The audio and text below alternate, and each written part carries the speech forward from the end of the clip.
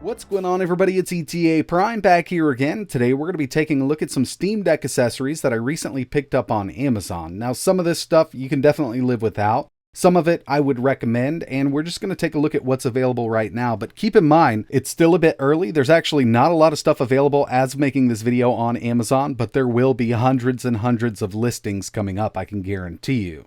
First and foremost, carrying cases. There are a few available on the market right now, but the one that comes with the Steam Deck is probably the way to go. I really do like the design here. They've done a great job. It's kind of a hard protective case, so when transporting your Steam Deck around, I would definitely recommend just using this. There's really no need to buy something else, and I'm thinking this is actually the first time that I saw this little bag that comes with it. I'm pretty sure this is for the power supply, but don't quote me on that. Looks like a little sunglass case.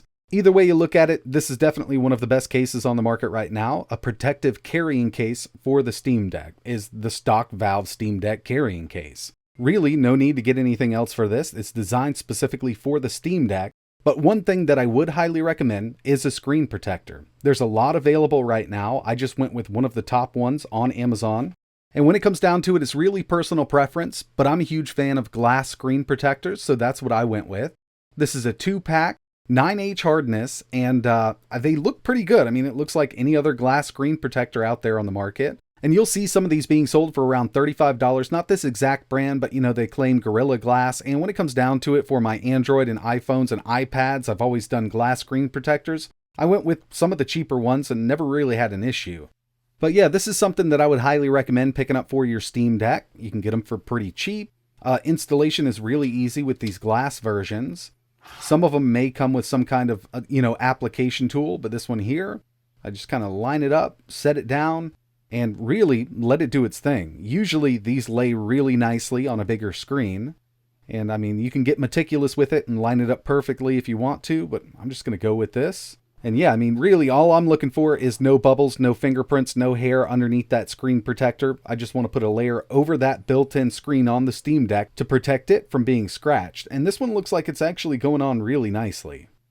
So I'll give it a second to finish up here. And it should lay all the way down. I tried not to touch the backside of that glass. And yeah, it went on there pretty nicely. Now another thing I wanted to test real quick was just the touch sensitivity. When it comes to the Steam Deck, I don't use the touch screen that much, but there might be times you need to use it, so I would like to see if this really works.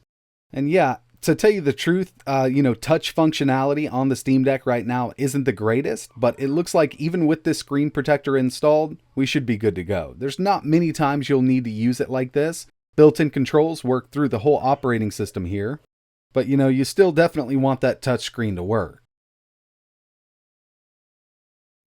Another item I highly recommend for your Steam Deck is a micro SD card to up that storage. Now, when it comes to micro SD cards online, no matter where you're shopping, you just need to look out. If you find a 512 gigabyte card or even a 1 terabyte card for $15 to $20, it's probably fake. And even then, you might still get a hold of a fake SanDisk card, depending on where you order it from. Personally, I get my SD cards in store from somewhere like Best Buy or order directly from Amazon and make sure it's sold by that company. So if I do SanDisk, I make sure it's sold by them. Samsung, Silicon Power, but you will see a ton of fakes and you just need to be careful. I went with an A1 400 gigabyte SanDisk card, and in order to get it formatted correctly, we will need to head over to our settings. We're going to go to System, and you'll see a section to Format Card. Now this is going to wipe everything off of that card. It's going to format it correctly for the Steam Deck, and it's automatically going to set it up so your Steam games can be downloaded directly to that card.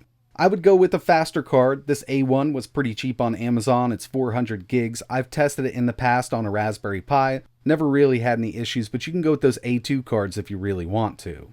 But getting a micro SD card is highly recommended for the Steam Deck. These games are getting larger and larger every single day, and with the limited storage available on all 3 versions of the Steam Deck, something like a 400 gigabyte card will definitely help out.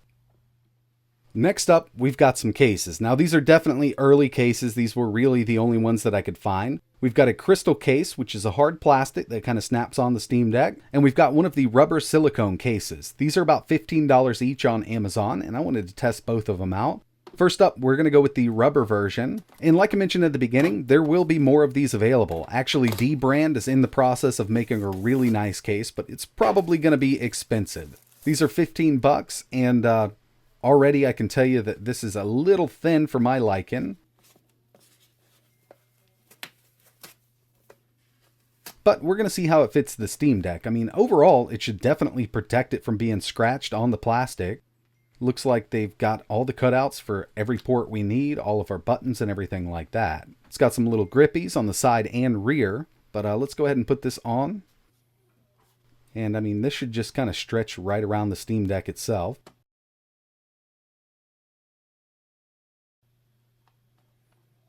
Make sure everything's lined up.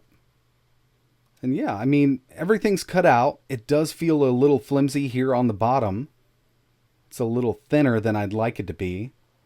But again, it's really early. This will protect the Steam Deck, but this is not something that I would recommend right now. As you can see, this is a little floppy here. But yeah, I mean, these will definitely get better in the future. We'll see a lot of these silicone skins coming out on Amazon, eBay, and all other websites.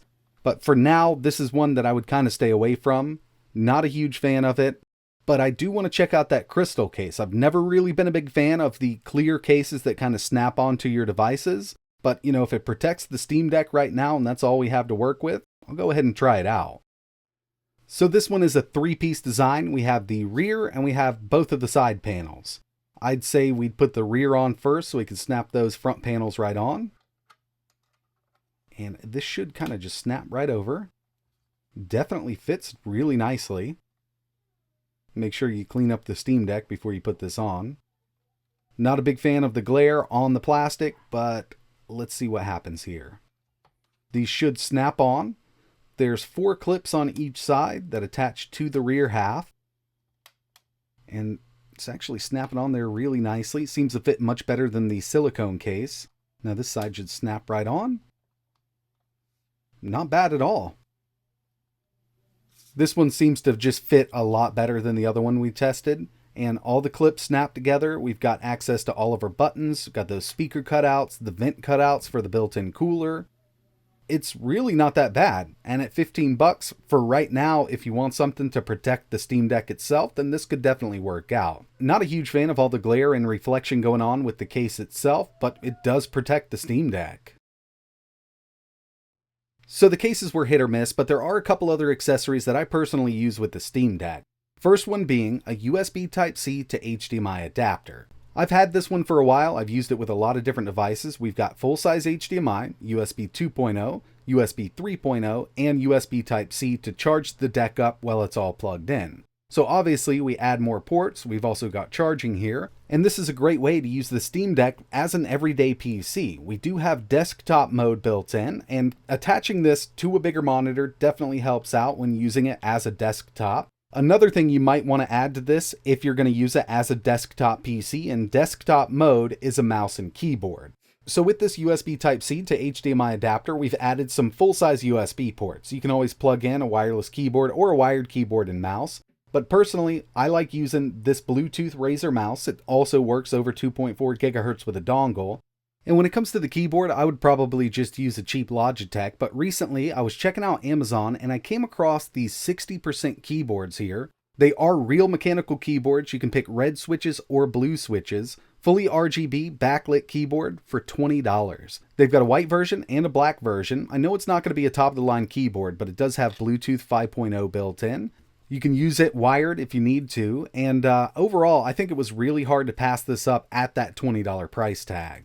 It's got a built-in rechargeable battery, and overall, this really isn't a bad keyboard for 20 bucks. I think it's definitely one of the best that I've bought at that price point. Got USB Type-C around back here, so you can use it wired or wirelessly over Bluetooth if you want to.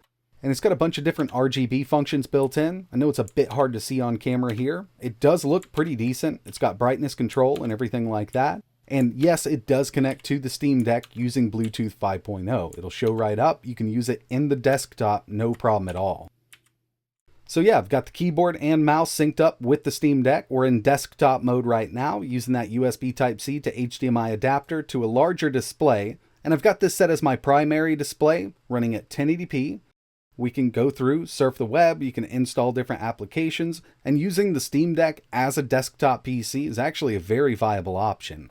I will have a full video showing you how to set everything up, install some really useful applications, so if you're interested in checking that out, make sure you hit that subscribe button and turn notifications on so you know when I post my next video. But that's going to wrap it up for this one. I will leave links in the description to all of these accessories we took a look at. I would stay away from that silicone case, but I would highly recommend picking up a screen protector, SD card, and if you want to use it as a desktop PC, at least go with a USB Type-C to HDMI adapter, unless your monitor already supports USB Type-C video in. If you have any questions, let me know in the comments below, and like always, thanks for watching.